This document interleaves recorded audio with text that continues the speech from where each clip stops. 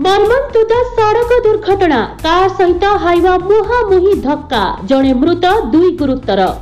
भद्रासाही बड़बिल रास्तार सेरेंडा तारिणी मंदिर निकटरे Hyva truck सह car मुहांमुही धक्का फल जड़े मृत दुई गुरुतर होइथिबा जणा पड़िछि।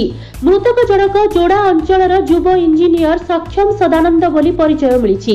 गत विलंबित राति रे एक बोलेरो टीयूवी कार रे 3 जण युवक बड़बिल जोड़ा अभिमुखे फेरिथुबा बेले एही दुर्घटना घटिथिला। तेबे कार टी रंग रूट रे जिबा कारणरू सामना पटु आसुथिबा हाइवा सह जोरदार टक्कर होइथिला बोली जणा पड़िछि।